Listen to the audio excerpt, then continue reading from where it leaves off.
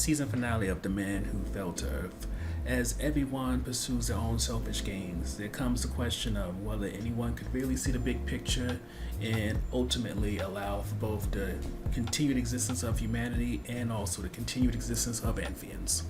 For the first topic, we're going to talk about how all assets in some way or another depreciate in value.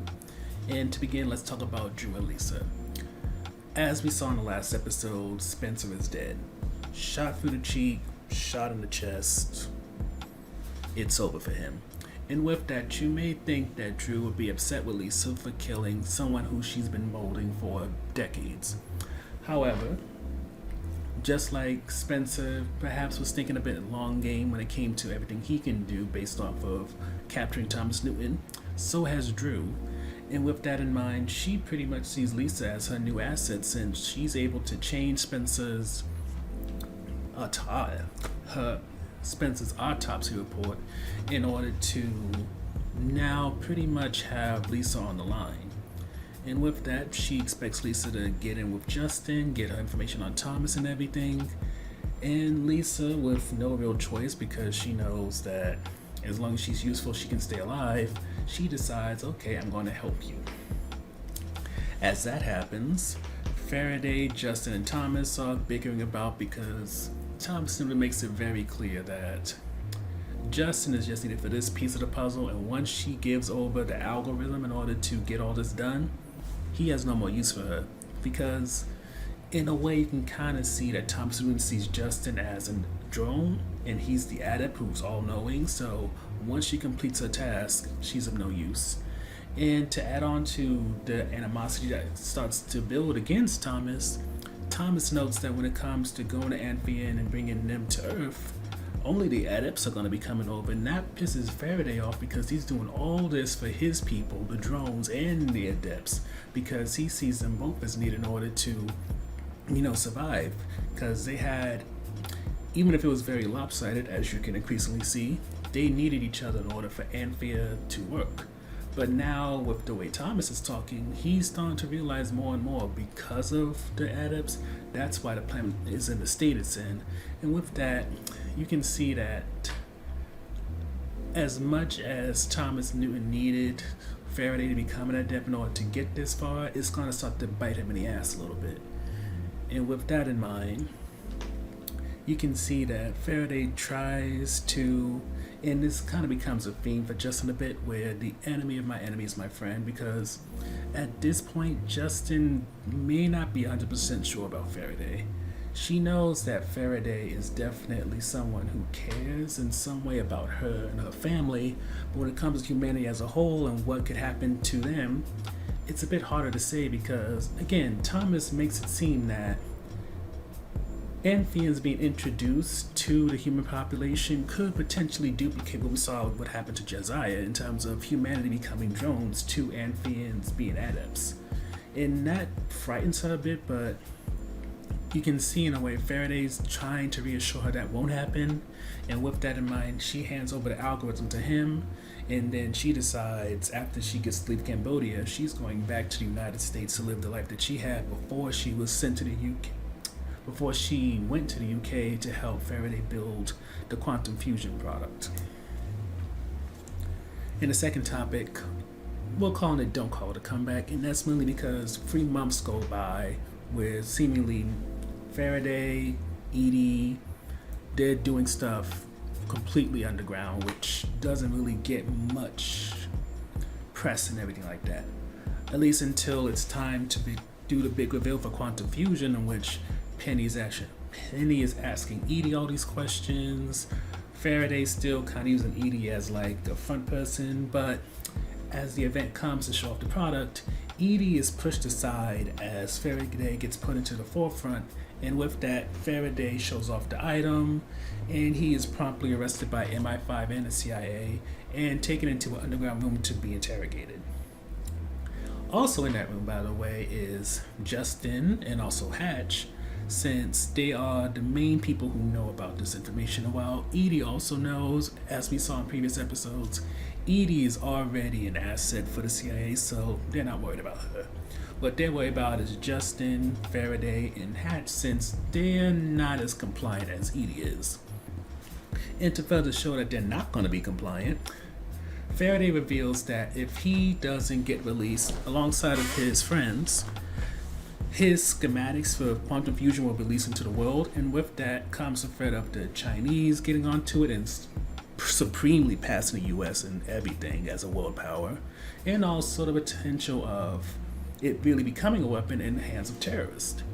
And with that threat out there, even though Drew tries to approach this as it's not going to be a negotiation, this is me telling you what you're going to do, it becomes a negotiation that eventually leads to Faraday revealing that between Hatch and Justin, they're going to run things. When it comes to Faraday, he's going to bring Antheans over and they're going to be treated like refugees. And when it comes to this whole operation and who knows the truth, Drew is out. They don't like her, they don't like the way she does things. And to further the whole enemy of my enemy is my friend thing, Lisa is brought on as a point of contact thanks to Justin. And with that, Lisa, seemingly out of all the people we've seen in this show, she's the one who got the farthest and perhaps had the best long game out of anybody we've seen. But that aside, with everything that's happened, it kind of leaves people with this new situation in life they have to adapt to. Because Thomas Newton seemingly got betrayed by Faraday, because when he tried to take out all his people, he was like, can't work with you no more. It becomes kind of weird for him, because Thomas Newton, before he thought that he was going to get to leave, he gave Faraday Origin and also Thorn Oil, which, because of Faraday's deal with Justin and Hatch, they now control. And now comes the time of Faraday having to leave without really knowing if he's going to get back. Because one of the issues that Faraday has is that ship that Newton has been holding on to all this time, it's not 100% clear if it can carry both all the adepts and the drones. So with that in mind, he's taking a grand risk which he knows is not going to allow him to possibly see Josiah ever again. Maybe Justin, depending on how long it takes, and Molly, she might be a grown woman by the time he gets back. But we'll get into that in a second. The last thing that needs to be noted for this topic is Edie and Hatch, because with Hatch being brought back on again when it comes to Origin, that kind of pushes Edie out, it seems. And of course, we saw what issues there are between Edie and Hatch in terms of him being the one that their father wanted to be the successor, but Edie thinking that her brother wasn't deserving because he didn't work for it. Yet here we are, the brother got it anyway, no matter what she did, no matter what deal she tried to make, or how much she tried to prove to herself, her brother, even her son, that she is fully capable of running Origin. But even with all those issues, it seems that Hatch is still trying to make nice with her, and it's not clear if in the long term she may not try to come back again and try to take over the company or figure out a way to betray her brother. But as of now, it seems like she's just gonna take it easy and maybe not plot to kill her brother at this moment. Which leads us to how the season ends in the final topic, Goodbye for Now, in which we see back in Justin's home in, I believe, Arizona, Faraday comes visit, and he decides he's going to talk to Josiah, he's going to talk to Molly, and even give some of the seeds from his home back in Anthea, which Molly and Justin plant. And when he speaks to Justin, in their goodbye, there's a kiss involved, which is kind of weird because, again, last time I checked, Faraday had a wife who probably is still very much alive, but, you know, if Tom Soon says that his kids are dead after all this time, there could be a chance that Faraday's wife is dead now because of how many light years there are away, and we don't fully know how long adepts and drones live. But either way, it's supposed to be a sweet moment.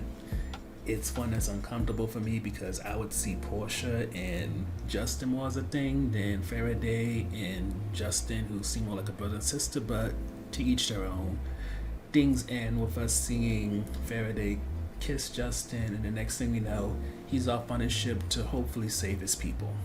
So the first and only real highlight for us is just Lisa, who is just the master betrayal in this. I mean, taking consideration, Lisa bonded herself with Spencer, she bonded herself with Drew to a certain degree, Justin, and through all this, she found a way to not only survive, but not really get scratched up too much, and she really moved up on the ladder.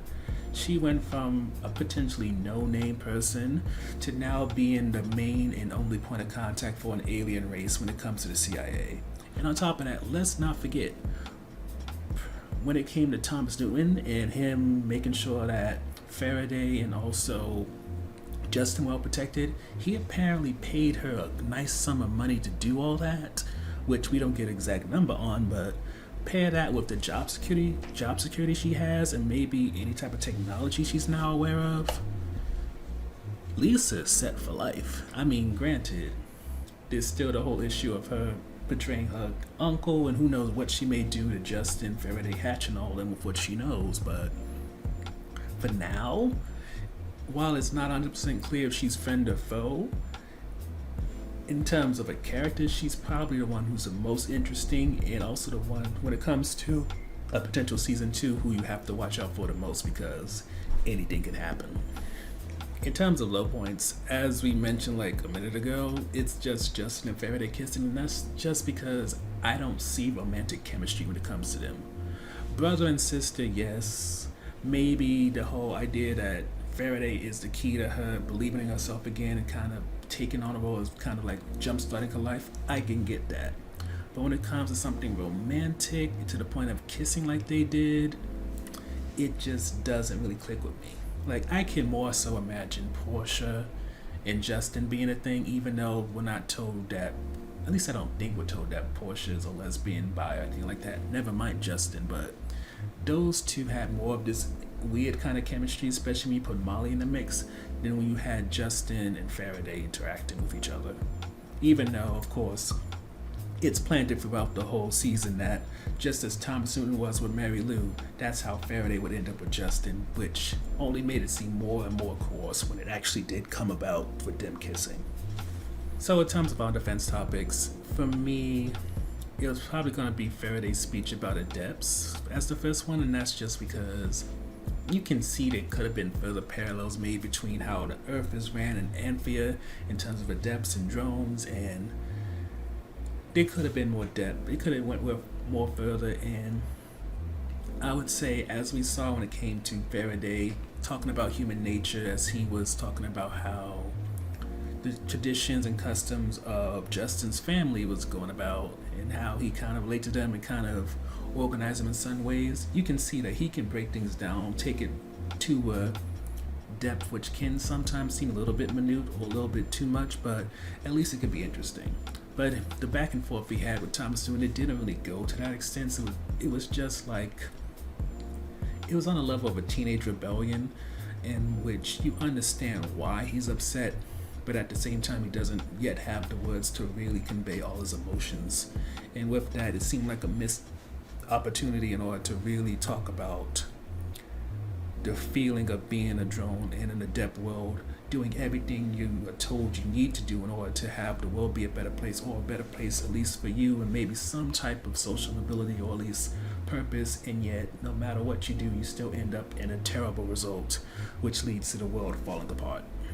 So the final on defense topic is that just didn't have the most exciting ending. For a lot of what happens in this episode, things get wrapped up in not necessarily in the top tier way, which makes you really clamor for a second season.